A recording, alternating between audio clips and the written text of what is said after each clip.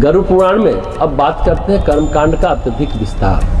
जीवात्मा के पुनर्जन्म और कर्मानुसार विभिन्न योनियों को प्राप्त कर सुख दुख भोगने के सिद्धांत को स्वीकार करने पर भी अनेक विद्वान गरुड़ पुराण में वर्णित पिंडदान तथा मृतक संबंधी अन्य कर्मकांडों के अति विस्तार को व्यक्ति तथा समाज के लिए उपयोगी नहीं मानते। कहते हैं वहाँ की उपेक्षित जनता जो विभिन्न रोगों का कारण भूत प्रेतों का प्रभाव मानती है, उसके फलस्वरूप वे अपना उचित इलाज कराने के बजाय टोना टोटका और ओझा लोगों के चक्कर में फंस जाती है। इससे उनका पैसा व्यर्थ में बर्बाद होता है और वे शारीरिक कष्ट भी उठाते हैं।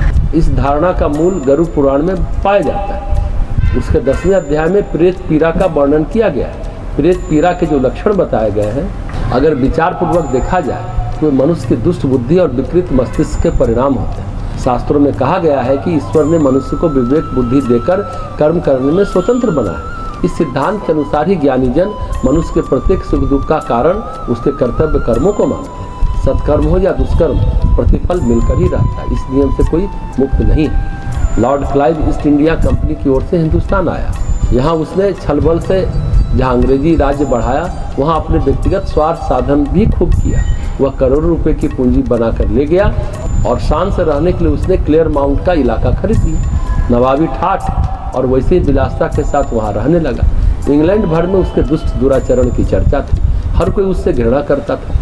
कहीं उसे न सम्मान मिलता था, न स्वागत, न सहयोग। जंगल में महल बनाकर वह बहुत से खानसामा, रसोइया, नौकर, वेश्याएं साथ लेकर रहा करता था। किसी को वह सुहाता न था, न उसे कोई सुनसान जंगलों में मिलता था। मरघट के प्रेत की तरह विचरण करके वह अपना जी बहलाता था।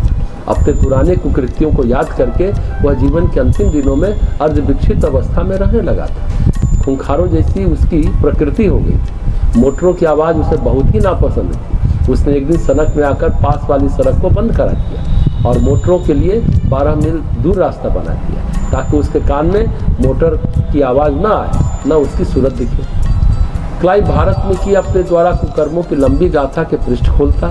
कोई दूसरा सुनने वाला न होता तो वो अपने आप से ही बातें करता है। एक दिन इसी असामान्य मानसिक तर्पण में उसने आत्महत्या कर ली और घिनौने कुत्ते की तरह ऐसे ही कहीं दफना दिया गया।